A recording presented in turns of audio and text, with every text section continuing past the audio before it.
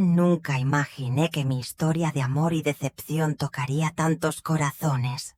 Pero aquí estoy, Carmen, una exprofesora que dedicó su vida a sus alumnos y a su familia. Mi esposo, Rodrigo, un contador meticuloso y observador, siempre fue mi puerto seguro en las tormentas de la vida, incluso con su manera reservada de demostrar afecto y cuidado hacia mí. Antes de que te sumerjas en esta historia que te va a tocar el corazón, dale like al video. Si alguna vez has pasado por ingratitud familiar o conoces a alguien que la haya enfrentado, comenta aquí abajo. Cada historia compartida nos conecta y nos muestra que nadie está solo en esta jornada. Ahora, prepárate porque este relato te va a poner la piel de gallina. Nos conocimos en una tarde de otoño, cuando yo aún creía que el mundo podía ser transformado por la educación, y él ya sabía que los números rara vez mienten, a diferencia de las personas. Construimos una vida sencilla, pero llena de significado. Un hogar acogedor donde criamos a nuestro único hijo, Manuel, con todos los valores que considerábamos importantes. El tiempo pasó como páginas de un libro que se hojean demasiado rápido, y pronto Manuel ya era un hombre hecho y derecho, casado con Esperanza, una joven que siempre me pareció distante, como si hubiera un muro invisible entre nosotras. Aún así, me esforzaba por construir puentes, por tener esa conexión sincera que toda suegra sueña tener con la esposa de su hijo. Lo que no sabía es que esa familia que construimos con tanto amor sería el escenario de un dolor que ninguna madre está preparada para enfrentar, una cicatriz que ni siquiera el tiempo podría borrar por completo. La vida realmente tiene una manera peculiar de enseñarnos sus lecciones más valiosas a través de las personas que más amamos. Cuando descubrí que Esperanza necesitaba urgentemente un trasplante de riñón y no podían encontrar a nadie compatible, no dudé ni por un segundo ante la petición desesperada de mi hijo. Mi cuerpo aún era lo suficientemente fuerte como para ofrecerle vida a alguien que, aunque distante, era familia. La compatibilidad fue casi un milagro, como si el destino quisiera darme la oportunidad de construir un puente sobre ese abismo que nos separaba. Los médicos me advirtieron sobre los riesgos, pero yo estaba decidida a seguir adelante. Después de todo, ¿qué madre no haría lo imposible por la felicidad de su hijo? La cirugía fue más complicada de lo previsto. Mi cuerpo reaccionó mal a la anestesia, y lo que debía ser una recuperación de semanas se transformó en meses de dolor y tratamientos especializados que exigieron atención constante.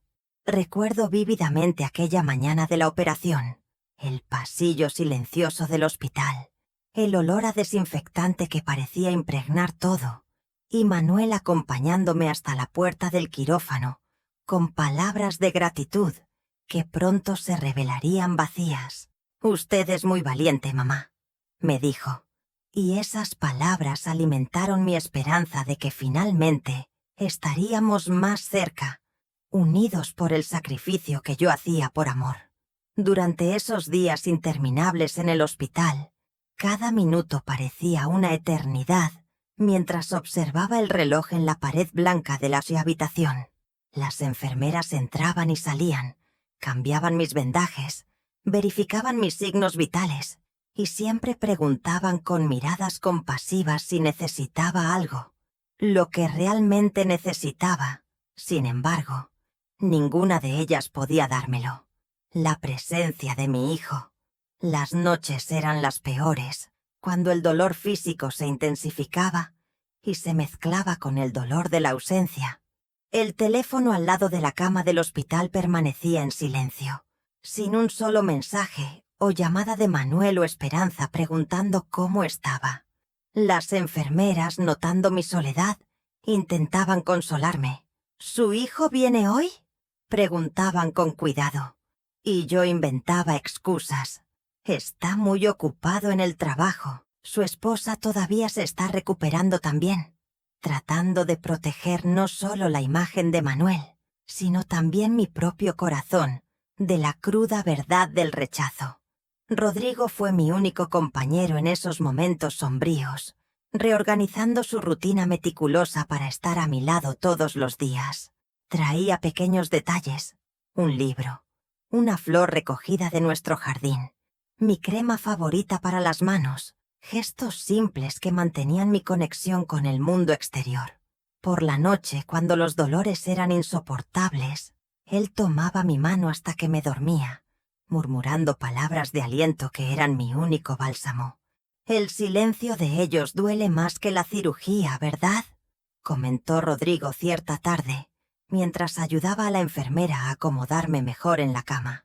No respondí, pero él comprendió mi silencio. Esa ausencia resonaba por los pasillos del hospital, haciendo la recuperación aún más difícil. Cada día sin noticias era una pequeña muerte, un recordatorio cruel de que el lazo que yo creía indestructible se estaba desvaneciendo. Cuando finalmente me dieron de alta, Rodrigo había transformado nuestra habitación para que tuviera todo el confort necesario durante la convalecencia. A pesar de los recursos que teníamos, la recuperación exigía atención especializada, medicamentos específicos y una rutina rigurosa de cuidados que Rodrigo asumió con dedicación, aprendiendo a cambiar vendajes y monitorear mi salud con la precisión de un enfermero experimentado. El espejo en el baño reflejaba no solo mi cuerpo más delgado y frágil, sino también una mirada diferente, la de alguien que comenzaba a ver verdades dolorosas sobre relaciones que antes prefería ignorar. Las cicatrices en mi abdomen eran solo la marca física de una herida mucho más profunda que se abría en mi corazón maternal. Cada día sin una llamada, sin una visita, era una nueva capa de decepción que se solidificaba. El destino tiene un sentido del humor cruel a veces, ¿no es así? En una fría mañana de invierno, mientras preparábamos nuestro café como lo hacíamos todos los días desde hacía más de 30 años, Rodrigo se llevó la mano al pecho con una expresión de dolor que jamás olvidaré. En segundos, esos ojos que siempre me miraron con amor estaban perdiendo el brillo, mientras yo gritaba desesperadamente por ayuda al teléfono, mis manos temblando tanto que apenas podía marcar los números de emergencia. «Infarto fulminante», dijeron los médicos cuando finalmente llegué al hospital, después de acompañar a la ambulancia que llevaba a mi marido ya sin vida. Esas palabras resonaron en mi mente como un martillo implacable, destruyendo el mundo que conocía. Rodrigo, mi compañero, mi puerto seguro, aquel que estuvo a mi lado cuando todos me abandonaron, partió sin despedirse, llevándose consigo una parte de mí que jamás sería recuperada. Organicé el velorio con todo el cariño que él merecía, rodeada solo por algunos amigos fieles y antiguos colegas de la oficina de contabilidad, donde trabajó durante décadas. Elegí las flores que más le gustaban, esa música clásica que siempre lo calmaba después de un día difícil, y el traje azul marino que usó en nuestro aniversario de bodas de plata. Cada detalle era una forma silenciosa de decir adiós, de honrar a aquel hombre que vivió discretamente, pero que dejó marcas profundas en todos los que tuvieron el privilegio de conocerlo verdaderamente. Las horas pasaban lentamente mientras yo permanecía sentada al lado del ataúd, sosteniendo esa mano que tantas veces había sostenido la mía en los momentos difíciles. Observaba a los pocos presentes acercarse para dar condolencias sinceras, compartiendo historias sobre la integridad y la bondad silenciosa de Rodrigo. «Él siempre ayudaba sin hacer alarde», dijo un colega con lágrimas en los ojos. «Nunca conocí a un hombre más honesto», afirmó otro. Cada palabra era un bálsamo para mi dolor, una confirmación de que no estaba sola en reconocer el valor de aquel hombre extraordinario en su sencillez. Mientras las horas avanzaban, mis ojos no dejaban de buscar la puerta, esperando ver a nuestro hijo entrar en cualquier momento. Envié mensajes, dejé recados en la contestadora e incluso pedí a un amigo en común que le avisara de la partida repentina de su padre. El tiempo pasaba implacable y la ausencia de Manuel se hacía cada vez más ensordecedora en el silencio de aquella sala funeraria. Las personas susurraban, lanzaban miradas de pena en mi dirección, probablemente preguntándose dónde estaría el único hijo del hombre que estábamos velando. Fue solo al final de la ceremonia, cuando la mayoría de los presentes ya se habían marchado y los empleados de la funeraria se preparaban para el momento final del sepelio, que vi a Manuel entrar, con pasos firmes y mirada distante, como si estuviera entrando a una reunión de negocios y no despidiéndose de su propio padre. No había señales de prisa, ni de lágrimas, solo una expresión controlada que no revelaba ninguna emoción. Se acercó al ataúd, miró brevemente a su padre. Hizo un ademán casi imperceptible con la cabeza, como quien cumple una obligación protocolaria. «Llegaste demasiado tarde para despedirte de él», comenté con la voz embargada por el dolor y la decepción, esperando tal vez una disculpa, una explicación, cualquier cosa que justificara su ausencia durante todas aquellas horas angustiantes. Ni siquiera en aquel momento de despedida pudo demostrar una pizca de emoción verdadera, ninguna señal del luto que destrozaba mi pecho. «Mamá, necesitamos hablar sobre la herencia», fueron sus primeras palabras tras meses sin contacto, palabras que cayeron como piedras sobre mi corazón ya destrozado. No hubo abrazo, no hubo consuelo. Solo esa frase fría y calculadora que revelaba exactamente lo que lo había traído allí. El cuerpo de su padre aún no había sido sepultado, y todo lo que ocupaba sus pensamientos eran los bienes materiales que Rodrigo dejaba atrás. Me tragué el llanto que amenazaba con sofocarme y respondí con la dignidad que Rodrigo me enseñó a tener, incluso en los peores momentos. «El abogado programará una reunión. Serás incluido», dije simplemente, observando una sombra de alivio pasar por el rostro de mi hijo, ese mismo rostro que un día yo besaba antes de dormir, contando historias de princesas y dragones. Ese niño que juraba que nunca dejaría de amarme. En aquel momento, mientras el ataúd de Rodrigo descendía a la tierra, algo también moría dentro de mí. Tal vez la ilusión de que el amor de madre sería suficiente para mantener a un hijo cerca cuando el dinero habla más alto. Las palabras de Rodrigo, dichas tantas veces en los últimos años, resonaban en mi mente. «Carmen, a veces el amor no es suficiente para cambiar el carácter de alguien». Como siempre, mi sabio marido tenía razón, incluso en su ausencia. Y esa verdad dolía más que cualquier otro dolor que ya había experimentado. 2 semanas después del funeral, recibí una llamada del doctor Herrera, abogado y amigo personal de Rodrigo desde hacía décadas, convocándonos a la lectura del testamento. Me senté en aquella sala de madera oscura, con las manos temblorosas sobre el regazo, mientras Manuel llegaba exactamente a la hora, vistiendo su traje impecable y aquella expresión de impaciencia tan familiar en los últimos años.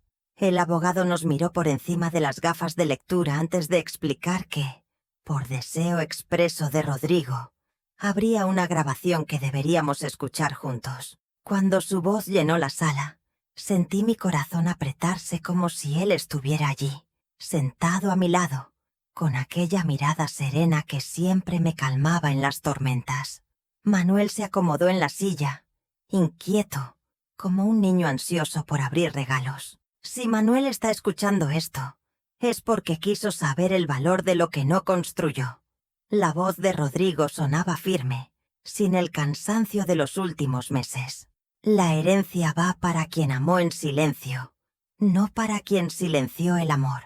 Las palabras quedaron suspendidas en el aire como una sentencia final, y vi el rostro de Manuel transformarse de expectativa a incredulidad, luego a rabia, mientras el doctor Herrera continuaba explicando los detalles del testamento que me dejaba todo a mí. «Esto es un absurdo.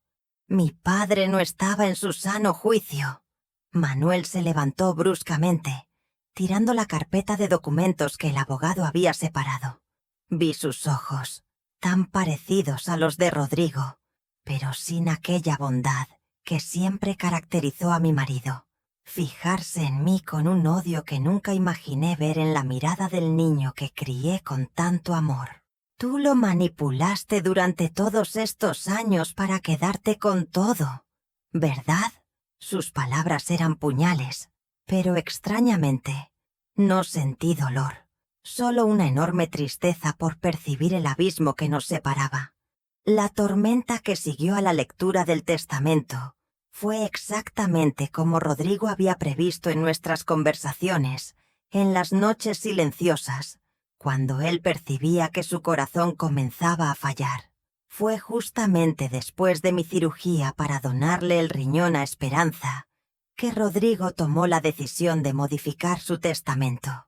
«Abrí los ojos, Carmen», me confesó una noche mientras cambiaba mis vendajes. «Ver que Manuel no te visitó ni agradeció el sacrificio que hiciste. Me di cuenta de que criamos a un hijo ingrato. Un hombre que no honra a su madre no merece heredar lo que construimos juntos». El doctor Herrera me contó, después de la lectura del testamento, que Rodrigo había llegado a su oficina profundamente afectado justo después de mi alta hospitalaria. Su marido estaba con lágrimas en los ojos, reveló el abogado, diciendo que nunca había visto tanta ingratitud como la de su propio hijo que no fue capaz de visitar a su madre después de que ella hubiera donado un órgano a su esposa. Fue en ese día que él decidió protegerte a ti y al patrimonio de ustedes. Como siempre, Rodrigo veía más allá de las apariencias. Su claridad sobre el carácter de las personas era impresionante. A la mañana siguiente a la reunión, recibí la notificación de la impugnación judicial que Manuel había presentado, alegando que yo había manipulado a un hombre enfermo para alterar su testamento. La ironía no me escapó. El mismo hijo que no visitó a su madre enferma ahora usaba la salud de su padre como argumento. Los días que siguieron fueron un torbellino de visitas a la oficina del doctor Herrera, firma de documentos y testimonios que revivían memorias dolorosas que yo preferiría dejar enterradas junto con Rodrigo. Firmé cada papel sin dudar, con la misma firmeza que usé para firmar la autorización de mi cirugía, para donarle el riñón a Esperanza, solo que esta vez no era por amor a Manuel, sino por respeto a la última voluntad de Rodrigo, un hombre que siempre supo distinguir entre amor verdadero y conveniencia. «El trasplante fue la prueba final», había dicho Rodrigo mientras redactaba sus últimas voluntades. «Cualquier hijo con un mínimo de decencia habría estado a tu lado, agradecido por el sacrificio. Manuel no merece ni una moneda de lo que construimos». Claro, aquí está el texto traducido al español mexicano, con algunos ajustes para que suene más natural. «¿Estás segura de que quieres seguir adelante con esto?», preguntó el doctor Herrera cuando Manuel amplió la demanda, incluyendo acusaciones de que yo había aislado a Rodrigo de su familia en los últimos años. Miré a ese abogado entrado en años que conocía nuestra historia familiar, mejor que cualquier terapeuta, y sonreí serenamente. ¿Quién estuvo al lado de la cama del hospital cuando Rodrigo tuvo su primer ataque al corazón? ¿Quién visitó a su padre cuando necesitó fisioterapia durante 3 meses después de su caída? La verdad es como el buen mezcal, doctor. Tarda en salir, pero pega duro. Lo que ninguno de nosotros esperaba era lo bajo que Manuel sería capaz de caer cuando se dio cuenta de que los argumentos legales no estaban de su lado. Una tarde lluviosa, el doctor Herrera me llamó con urgencia a su oficina. Con el rostro normalmente sereno, esta vez contorsionado por una indignación raramente demostrada. Manuel intentó sobornarme, reveló, mostrándome la grabación de la conversación donde mi hijo ofrecía un porcentaje generoso de la herencia, a cambio de perder documentos cruciales del caso. «Esto lo cambiará todo», explicó el abogado. «El juez ya ha sido notificado y ahora, además de perder el caso, podría enfrentar cargos criminales». Con el juicio finalmente resuelto a mi favor, me sentí libre para empezar de nuevo lejos de esos recuerdos dolorosos que me perseguían en cada rincón de la casa que compartí con Rodrigo durante tantos años. Mi hermana menor, Soledad, vivía desde hacía más de una década en un pueblito en el interior de Portugal, un lugar de viñedos exuberantes y tardes que parecían extenderse infinitamente bajo un cielo de azul intenso. «Ven, Carmen, aquí puedes curar tu alma», me decía en nuestras largas conversaciones telefónicas. La casita de piedra que Soledad me describía parecía sacada de un cuento de hadas. Ventanas azules que se abrían a un valle cubierto de viñedos, un pequeño jardín donde las hierbas aromáticas crecían libremente y una cocina rústica donde el pan se horneaba en horno de leña todas las mañanas. «Compramos la propiedad vecina para ti», me contó Soledad con entusiasmo. «Está un poco abandonada, pero tiene un encanto que le va a tu alma, mana. Vamos a restaurarla juntas, día tras día, sin prisas». Empecé a organizar mi nueva vida como quien prepara un ritual de paso. Cada objeto tocado era una decisión entre el pasado y el futuro. El juego de porcelana que Rodrigo me regaló en nuestro primer aniversario de bodas, todavía perfecto en su caja de terciopelo, fue envuelto cuidadosamente para el viaje. Los libros que marcaron momentos importantes de nuestras vidas, separados en cajas para ser enviados. Pero el gran armario de cerezo donde guardábamos los recuerdos de Manuel cuando era niño, dibujos, boletas escolares, juguetes, ese fue donado a una joven familia que comenzaba su propia historia. Vaciar la casa era como vaciar una parte de mí misma que ya no servía. Cada cajón abierto revelaba fragmentos olvidados de una vida que parecía haber pertenecido a otra persona. Tarjetas de cumpleaños escritas con la caligrafía infantil de Manuel, boletos de cine de citas con Rodrigo, recetas garabateadas en papel amarillento. A veces me encontraba sentada en el suelo, entre cajas medio vacías, mirando una fotografía antigua con lágrimas silenciosas escurriendo por el rostro. No eran lágrimas solo de tristeza, sino de aceptación, de comprensión de que ese ciclo realmente había terminado. Las noches las dedicaba a planear mi nueva rutina en Portugal. Investigaba sobre la región, aprendía palabras en el dialecto local, imaginaba las mañanas caminando entre las viñas o participando en las cosechas estacionales que Soledad describía con tanto entusiasmo. «Aquí el tiempo se mide por las estaciones, no por las manecillas del reloj», decía ella, y esa idea me encantaba más a cada día. Compré un cuaderno de tapa dura donde empecé a anotar recetas tradicionales portuguesas que me gustaría aprender, pequeños proyectos para el jardín de la nueva casa, libros que quería leer sentada al sol del atardecer. El dinero de la venta de la casa y de las inversiones que Rodrigo administró con tanta sabiduría durante nuestra vida juntos fue cuidadosamente transferido a cuentas seguras según la orientación del doctor Herrera.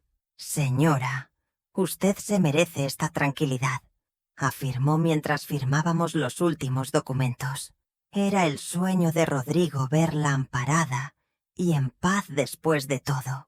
El abogado se había convertido en un amigo valioso en esta transición, orientándome sobre los procedimientos legales para un cambio internacional, ayudándome a organizar documentos y certificados que facilitarían mi nueva vida en otro país. Compré mi boleto para Lisboa para finales de primavera, cuando, según Soledad, los campos estarían cubiertos de flores silvestres y el clima sería perfecto para adaptarme a la nueva región. Marqué la fecha para dentro de 3 semanas, tiempo suficiente para finalizar los pocos asuntos pendientes en esta vida que estaba lista para dejar atrás.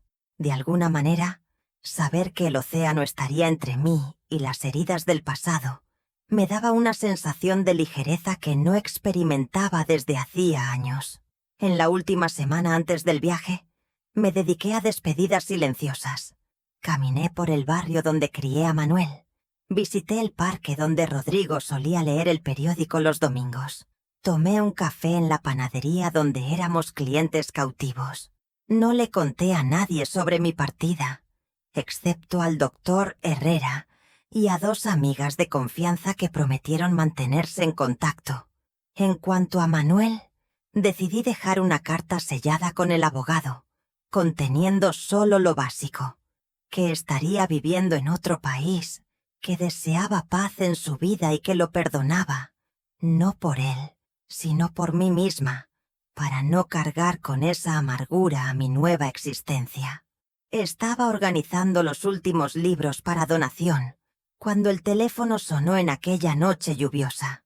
Un trueno coincidió con el sonido estridente, haciéndome sobresaltar como si fuera un presagio. La voz desconocida del otro lado de la línea hablaba con la formalidad típica de los hospitales. «Señora Carmen, estamos llamando con respecto a Manuel Oliveira. Ha sufrido un derrame cerebral y está internado en estado grave». Sentí que el mundo giraba mientras me apoyaba en la pared, con las piernas súbitamente demasiado débiles para sostener el peso de esa noticia.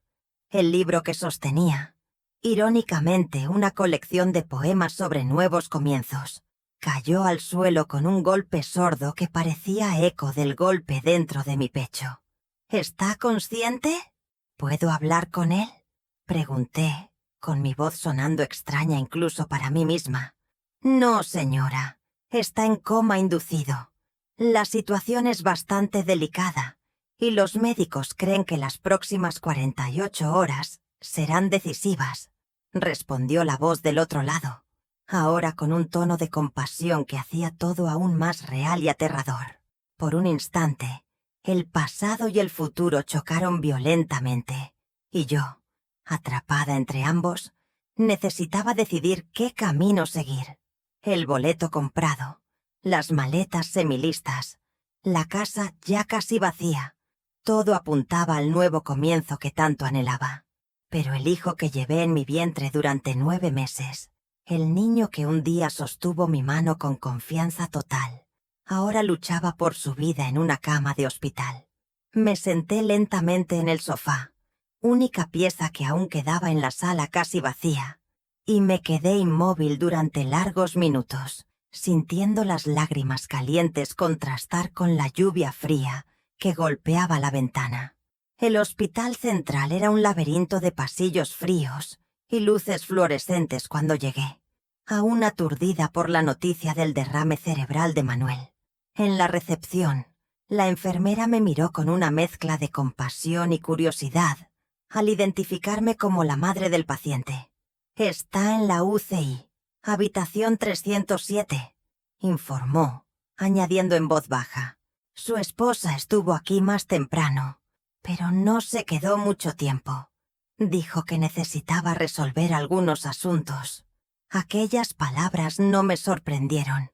Esperanza siempre tuvo el corazón tan frío como el riñón que ahora funcionaba dentro de ella, gracias a mi sacrificio. El camino hasta la UCI parecía interminable, cada paso resonando en el piso de vinilo impecablemente limpio. Pasé por otros familiares, algunos llorando abrazados, otros en silencio sepulcral, todos con la misma mirada perdida de quien habita la tierra extranjera de la incertidumbre.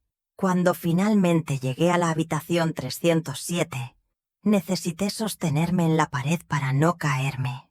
Mi hijo, aquel niño que un día corría con energía infinita por el patio, ahora estaba inmóvil, irreconocible bajo tubos y cables, con el rostro hinchado y distorsionado por los efectos del derrame, un silbido mecánico de la respiración artificial, como único signo de que aún había vida en aquel cuerpo. Los médicos no ocultaron la gravedad de la situación. Manuel había sufrido un derrame cerebral hemorrágico, probablemente debido al estrés intenso de los últimos meses y a la presión arterial descontrolada. Las próximas 72 horas serán decisivas, explicó el neurólogo, mostrándome exámenes que yo no comprendía, pero cuyas imágenes manchadas en rojo y negro contaban una historia sombría sobre el cerebro de mi hijo. Hay una hemorragia significativa en el hemisferio izquierdo, apuntó con una pluma, lo que ha afectado áreas relacionadas con el movimiento y el habla. Incluso si sobrevive, señora Carmen, es muy probable que su hijo tenga secuelas permanentes. Me senté al lado de aquella cama, observando el rostro pálido y los tubos que invadían su cuerpo, recordando irónicamente cómo estuve sola en mi propia cama de hospital, sin una sola visita de él. Tomé su mano fría y flácida, tan diferente de aquella mano fuerte que un día se rehusó a estrechar la mía en el velorio de su padre. «Estoy aquí, Manuel», susurré, sin saber si podía oírme en el limbo donde su conciencia flotaba. Las máquinas pitaban en un ritmo casi hipnótico, midiendo cada latido, cada respiración artificial, cada señal de una vida en suspenso. En aquella primera noche, dormí en una silla incómoda al lado de la cama, despertando a cada ruido, a cada movimiento del equipo médico que entraba para verificar los signos vitales. Por la mañana, estaba con el cuerpo adolorido y el alma exhausta, pero no conseguía alejarme. Una enfermera de mediana edad, con ojos gentiles y manos expertas, me trajo un café. «Usted necesita cuidarse también», dijo ella, acomodando una almohada detrás de mi espalda. «Esta jornada puede ser larga». Sus palabras, aunque gentiles, cayeron como piedras en mi estómago vacío. Sí, sería una larga jornada y, aparentemente, yo la enfrentaría sola, como siempre. En los días que siguieron, me convertí en una sombra en aquellos pasillos asépticos, estableciendo una nueva rutina dictada por los horarios de medicación y visitas médicas. Aprendí el lenguaje del hospital, lo que significaba cada alarma, cada número en los monitores, cada expresión en el rostro de los médicos durante la ronda. Comencé a notar detalles sobre mi hijo que nunca había percibido antes. Una pequeña cicatriz en la barbilla que no recordaba de dónde venía. La forma de las uñas idéntica a la de Rodrigo. Una marca de nacimiento cerca de la clavícula que había olvidado. Era como si estuviera descubriendo nuevamente aquel cuerpo que un día formé dentro del mío. En el tercer día, mientras almorzaba un sándwich insípido de la cafetería, una de las enfermeras se sentó a mi lado con una expresión hesitante. «Doña Carmen, no sé si debo decir esto, pero...», comenzó, torciendo la servilleta entre los dedos. «La esposa de su hijo llamó nuevamente hoy, pero no para preguntar sobre su estado». Hice un gesto para que continuara. Ella quería saber sobre las pertenencias personales de él, específicamente sobre la cartera y las llaves del departamento que quedaron guardadas en la caja fuerte del hospital. Asentí en silencio. No había sorpresa allí, solo la confirmación de lo que ya intuía sobre el carácter de Esperanza. Las revelaciones continuaron surgiendo como gotas de un veneno lento. «Usted es la única visita constante que él recibe», comentó una enfermera mientras ajustaba el suero. «Los compañeros de trabajo mandaron flores, pero nadie apareció personalmente», observó otra. «La esposa llamó preguntando sobre el seguro de vida de él, pero no sobre su estado», confió una tercera, indignada. A cada nueva información, veía dibujarse un retrato más completo y desolador de la vida de Manuel. Un hombre rodeado de relaciones superficiales, sin amistades verdaderas, sin conexiones reales más allá del interés material. En el quinto día, Hubo una pequeña mejora. Manuel abrió los ojos brevemente, aunque sin foco o reconocimiento. El médico explicó que era una buena señal, pero aún estábamos lejos de una recuperación segura. Aquel pequeño destello de conciencia reavivó en mí una llama de esperanza que había comenzado a desvanecerse. En las horas siguientes, hablé con él como no hablaba hacía años. Le conté sobre mis planes para Portugal, sobre el pueblito donde Soledad vivía, sobre los recuerdos felices que guardaba de cuando él era niño. No sabía si comprendía cualquier palabra, pero necesitaba aquel momento de conexión, aunque fuera unilateral. Y entonces vino la noticia que menos me sorprendió, pero que, aún así, consiguió chocarme por la frialdad calculada. Esperanza había vaciado las cuentas conjuntas de la pareja y se había marchado sin dejar dirección. Su gratitud duró exactamente el tiempo de vida útil que tendría mi riñón. La asistente social del hospital fue quien me lo comunicó, con una vergüenza palpable en la voz. Señora Carmen, necesitamos discutir la situación de su hijo. Su esposa... Bueno, ella dejó una carta formalizando el abandono del hogar y solicitando el divorcio. Ella mencionó que no tiene condiciones emocionales o financieras para cuidar de un inválido. Fue el término que ella usó. El nudo en mi garganta impidió cualquier respuesta inmediata, no por el dolor, sino por la indignación ante tanta crueldad. Fue en esa misma tarde particularmente difícil que recibí la llamada de un antiguo amigo de Manuel, que trabajaba en el mismo banco. Doña Carmen, siento mucho molestarla en este momento, pero pensé que debería saberlo. Manuel está con problemas serios financieros. Su esposa dejó deudas enormes. El departamento está hipotecado y los acreedores ya están buscando por él. Encontraron varias cuentas de tarjeta de crédito a nombre de él, con compras lujosas de los últimos meses, principalmente joyas y pasajes internacionales. Mientras escuchaba los detalles de la ruina financiera de mi hijo, observaba su rostro adormecido, ahora más relajado sin los tubos de respiración que habían sido removidos aquella mañana. Un pequeño progreso que los médicos celebraron. Cuán irónico era que, mientras él luchaba por su vida, despojado de todo, yo estaba allí, con recursos suficientes para comenzar una nueva vida en otro país, recursos que él había intentado tomar de mí con tanta avaricia. La vida tenía formas sorprendentes de equilibrar las cuentas. Apagué el teléfono sintiendo una extraña paz, no por su infortunio, sino por la claridad cristalina que finalmente llegaba. Ahora yo era literalmente todo lo que le quedaba a Manuel, y ni siquiera el orgullo o la avaricia podrían cambiar eso. El médico había mencionado que la recuperación, si ocurría, sería larga y requeriría fisioterapia intensiva, terapia del habla, adaptaciones en la casa, cuidadores. Miré la maleta semilista que había traído a toda prisa del departamento, aún con el boleto de avión a Lisboa guardado en el bolsillo lateral. Portugal tendría que esperar. Mi hijo me necesitaba ahora, aunque nunca hubiera estado ahí cuando yo lo necesité. Los amigos que Manuel creía tener, colegas de trabajo, socios de negocios, conocidos de fiestas, se evaporaron como rocío al sol de la mañana. Ni una sola llamada para saber de su estado. Ninguna visita más allá de los profesionales del banco preocupados solo por los pendientes financieros que había dejado. Mientras tanto, yo reorganizaba mi vida, cancelaba compromisos, posponía sueños, para estar ahí, sosteniendo esa mano que tantas veces se había negado a sostener la mía. Los meses que siguieron fueron una montaña rusa de emociones y desafíos.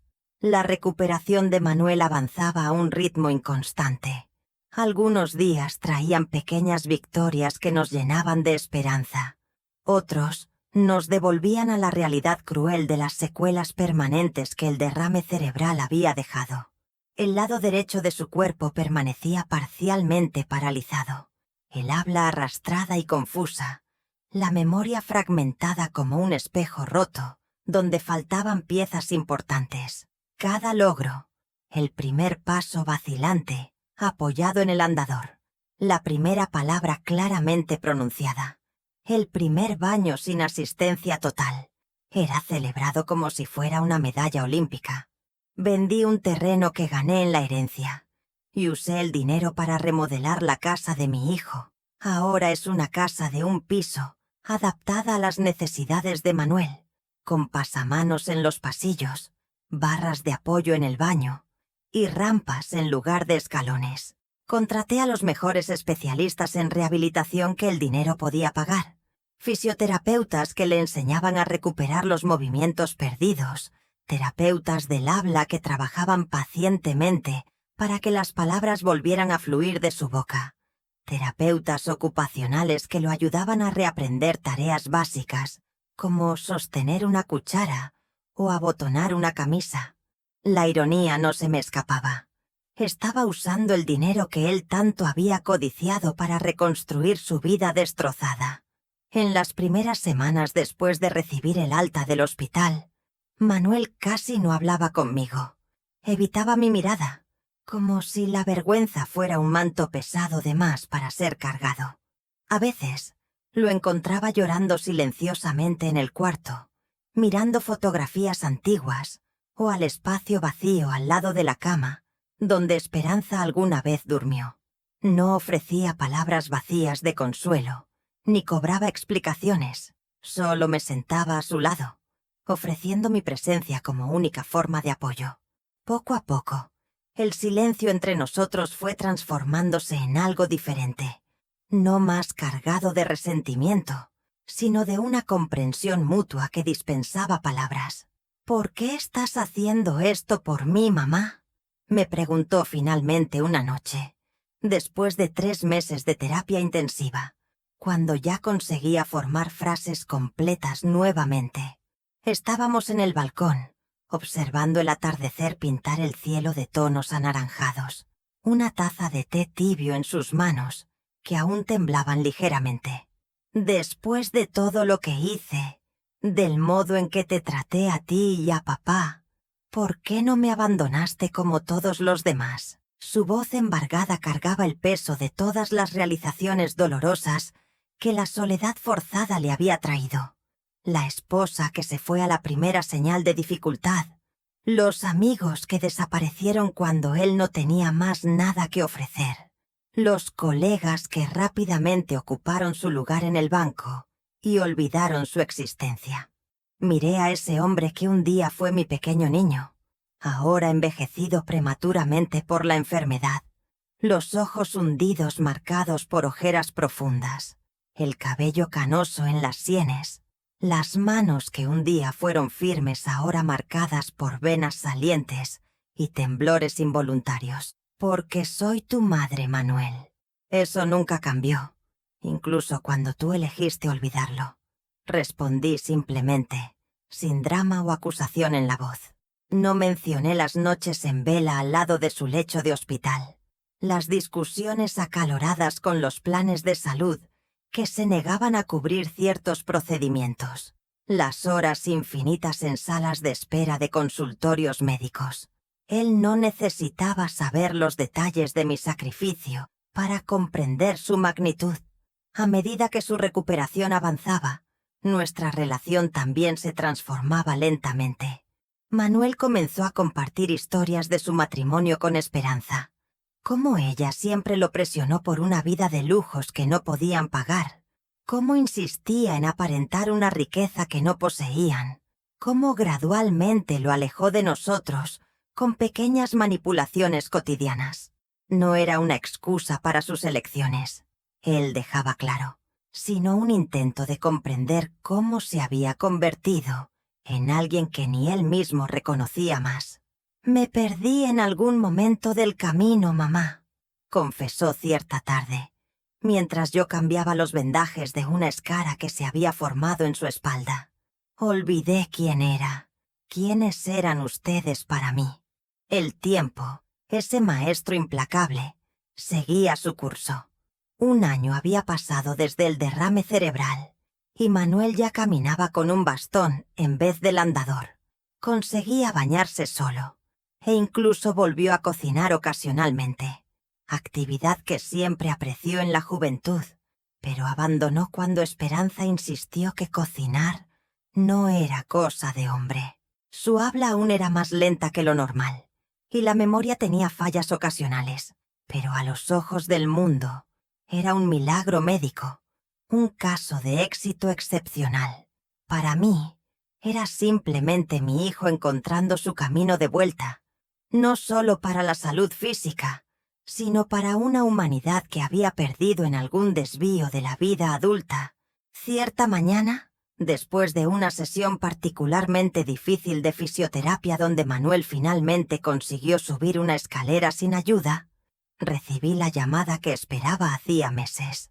El doctor Herrera, con su voz siempre formal, informaba que todos los asuntos relacionados con la venta de mi antigua casa estaban resueltos y que mi situación financiera estaba finalmente estabilizada después de los gastos astronómicos con el tratamiento de Manuel. La señora aún tiene un patrimonio considerable, doña Carmen, garantizó él, suficiente para realizar sus planes de mudanza a Portugal, si aún lo desea. Agradecí la información y, esa misma tarde, hice una llamada internacional a Soledad. Era hora de retomar los planes interrumpidos. En la última semana de la terapia intensiva, cuando los médicos finalmente le dieron el alta completa a Manuel y declararon que él podría seguir con ejercicios en casa y visitas mensuales para seguimiento, preparé un sobre especial.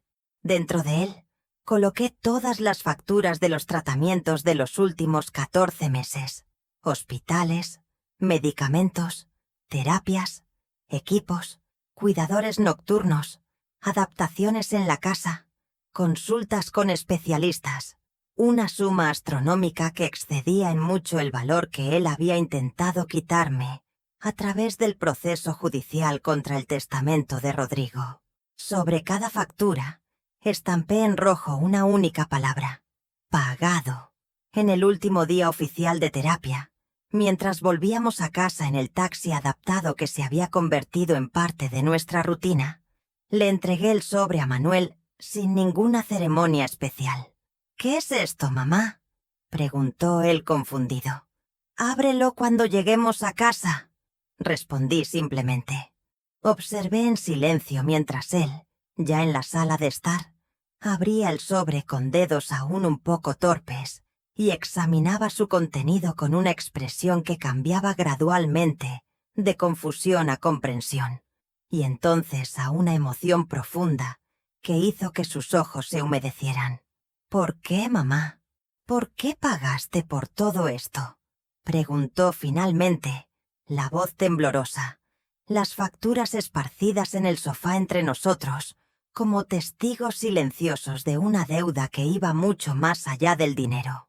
Me levanté lentamente, sintiendo el peso de mis propios años y de las elecciones que había hecho, y lo miré directamente a los ojos, los mismos ojos que un día me habían mirado con amor infantil, después con indiferencia adulta, y ahora con una mezcla compleja de gratitud y arrepentimiento. «Ahora estás entero, Manuel. Y yo también», dije simplemente, sin drama o acusación. «Mi maleta está lista. Mañana parto para Portugal.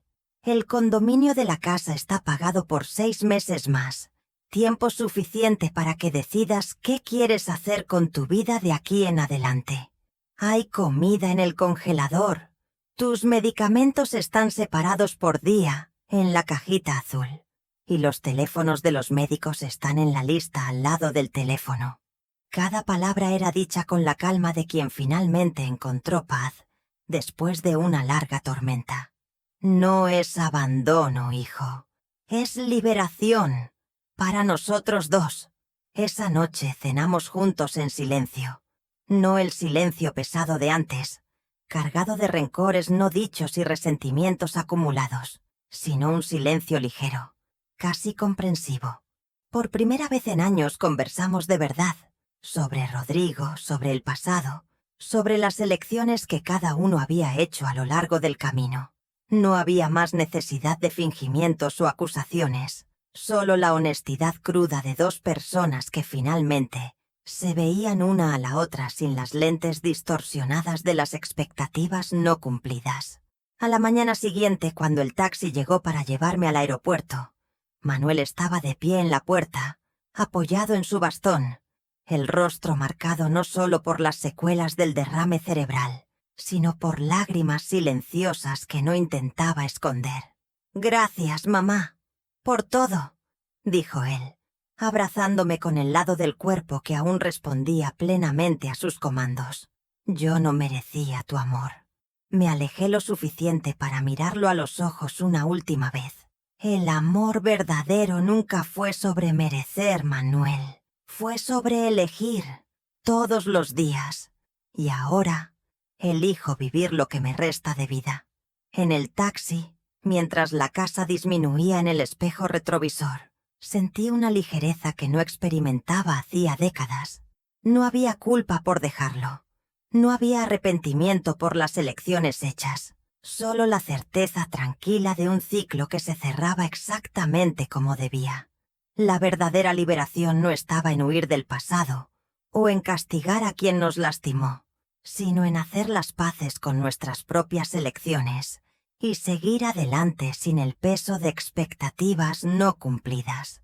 En el bolsillo de mi abrigo, el boleto para Lisboa representaba no solo un cambio de continente, sino un cambio de vida.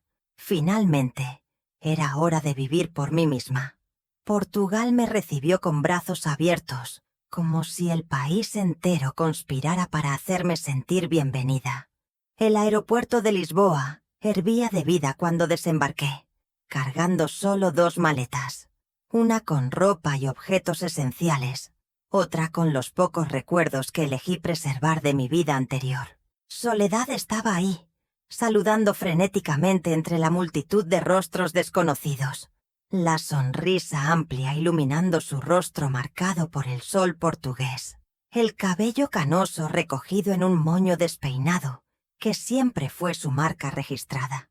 «¡Por fin estás aquí, mana!», exclamó ella, envolviéndome en un abrazo apretado que parecía querer compensar todos los años de distancia física. El olor familiar de su perfume cítrico mezclado con el aroma de pan casero que siempre la acompañaba trajo lágrimas a mis ojos. Era el olor de casa, de confort, de pertenencia incondicional. «Vamos, el coche está esperando. Te va a encantar el camino hasta el pueblo. Es como conducir por una postal».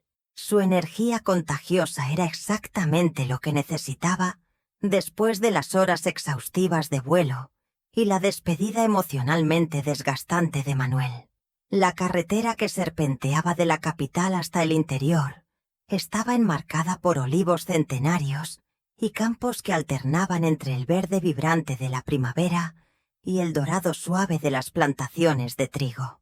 Soledad hablaba sin parar, apuntando a hitos locales, contando historias sobre los vecinos que conocería, describiendo las pequeñas tradiciones del pueblo que ahora sería mi hogar. Yo solo sonreía, dejando que su voz animada llenara el espacio, alejando momentáneamente los pensamientos sobre lo que había dejado atrás. El paisaje que desfilaba por la ventana del coche parecía lavar mi alma como una lluvia suave después de una larga sequía. El pueblo de São Martinho do Porto surgió en el horizonte como una pintura impresionista. Casitas blancas con detalles en azul cobalto, descendiendo suavemente hasta una bahía en forma de concha perfecta, donde barcos coloridos se balanceaban gentilmente en las aguas calmas.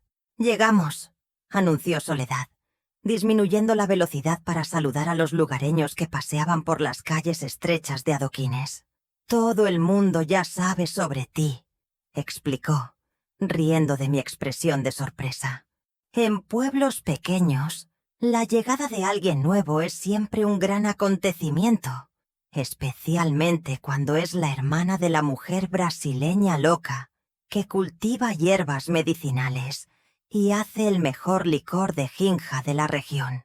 Mi nueva casa estaba a solo 5 minutos a pie de la de Soledad, exactamente como ella había descrito en nuestras conversaciones. Una antigua construcción de piedra con ventanas azules que se abrían a un valle cubierto de viñedos. El interior era rústico, con vigas de madera expuestas en el techo y un piso de terracota que guardaba las marcas del tiempo. Muebles simples pero acogedores ya estaban dispuestos en las habitaciones, obra de Soledad y de los vecinos que se habían movilizado para preparar todo para mi llegada. «El cuarto tiene vista al amanecer», explicó mi hermana, abriendo las cortinas de lino crudo. «Pensé que te gustaría empezar cada día con ese recuerdo de que todo siempre recomienza». Las primeras semanas fueron de adaptación, al uso horario, al ritmo más lento de la vida rural, a las costumbres locales que Soledad pacientemente me explicaba. Me despertaba temprano, con los primeros rayos de sol filtrándose por las ventanas, y tomaba un café fuerte en el balcón, observando a los agricultores que ya comenzaban sus trabajos en los viñedos vecinos. Poco a poco, establecí una rutina que combinaba perfectamente con el nuevo capítulo que estaba escribiendo en mi vida. Caminatas matutinas por los campos floridos, ayudando a Soledad en su jardín de hierbas, aprendiendo a hacer conservas con los productos de la huerta que comencé a cultivar en el patio trasero de la casa. Los habitantes del pueblo me recibieron con una curiosidad respetuosa. La señora Fátima, una viuda de 80 años que vivía en la casa de al lado, se convirtió en mi primera amiga local, apareciendo todas las tardes con pequeños regalos, un plato de dulce de calabaza, un ramo de lavanda recién cortada, un ovillo de lana para el crochet, que me enseñó a hacer durante las tardes más frescas. «La señora tiene ojos tristes, pero una sonrisa fuerte», observó un día, mientras me mostraba cómo dar las puntadas correctas en el chal que estábamos tejiendo juntas. «Eso es bueno. Significa que lleva sus dolores con dignidad». Las estaciones pasaban en una sucesión armoniosa, cada una trayendo sus propias alegrías y desafíos. El verano llegó con días largos y cálidos, perfectos para nadar en las aguas cristalinas de la bahía o sentarse en las plazas sombreadas del pueblo, conversando con los locales que, cada vez más, me trataban como una de ellos y no como la extranjera brasileña. El otoño trajo la vendimia, la cosecha de las uvas que movilizaba a toda la comunidad. Participé activamente, pisando uvas en grandes tanques de piedra junto con los vecinos, riendo como no reía hace décadas, sintiendo el jugo dulce salpicar en mis piernas, mientras la música tradicional portuguesa sonaba de fondo. Fue durante el invierno, sin embargo, que sentí la verdadera transformación interna. Las noches más largas invitaban a la introspección, al calor junto a la chimenea que aprendí a encender con maestría, al silencio que, por primera vez en muchos años, no me asustaba ni oprimía. Comencé a escribir un diario, registrando no solo los acontecimientos cotidianos, sino también las memorias que emergían poco a poco, ahora vistas a través de las lentes más suaves de la distancia emocional y geográfica. Escribí sobre Rodrigo, sobre los años felices de nuestro matrimonio, sobre cómo su amor silencioso había sido la fuerza que me sostuvo por tanto tiempo. Escribí sobre Manuel, sobre el niño dulce que fue un día y el hombre complejo que se convirtió, sin juzgar, solo buscando comprensión. Las cartas de Manuel comenzaron a llegar en la primavera siguiente, tímidas al principio, casi formales, como si él probara las aguas de nuestra nueva relación a la distancia. Escribía sobre su continua recuperación, sobre cómo había vuelto a estudiar, haciendo un curso online de literatura que siempre había sido su interés secreto, antes de ser empujado al mundo de las finanzas.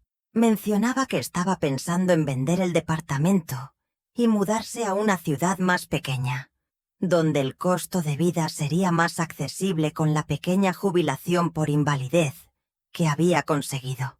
Nunca pedía nada. Nunca sugería una reconciliación dramática o una visita. Solo compartía, como quien extiende una mano vacilante sobre un abismo, esperando que del otro lado haya receptividad. Respondía a las cartas con la misma cadencia tranquila, contando sobre mi nueva vida, sobre las pequeñas conquistas diarias, la huerta que florecía bajo mis cuidados, el portugués que mejoraba cada día, las amistades que se profundizaban en el pueblo. Enviaba fotografías de la vista desde mi ventana, de las fiestas tradicionales del pueblo, del gato atigrado que adopté y bauticé como Rodrigo, un homenaje silencioso al hombre que me permitió esta segunda oportunidad de vida. No había reproches ni resentimientos en nuestra correspondencia, solo el reconocimiento mutuo de dos personas que compartían un pasado complejo y ahora construían futuros separados, pero no totalmente desconectados. En una tarde especialmente bonita de verano, mientras caminaba con soledad por los campos que se extendían más allá del pueblo, cubiertos por una alfombra de flores silvestres que se balanceaban suavemente en la brisa cálida, mi hermana hizo la pregunta que todos parecían demasiado curiosos para formular. ¿Aún piensas en él, Carmen? ¿En tu hijo? Me detuve por un momento, observando una mariposa azul que se posaba delicadamente en una flor cercana, sus alas abriendo y cerrando perezosamente al sol. La pregunta no me molestó.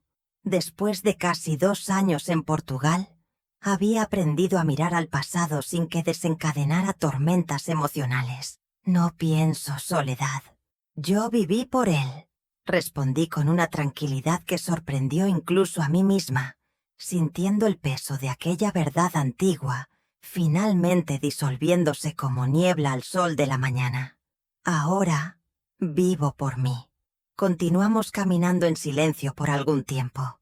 Los únicos sonidos eran el canto de los pájaros y el susurro suave de la hierba bajo nuestros pies. No había nada más que decir. Aquella simple frase contenía toda la jornada que recorrí, desde las profundidades del sacrificio maternal hasta la cima de la liberación personal.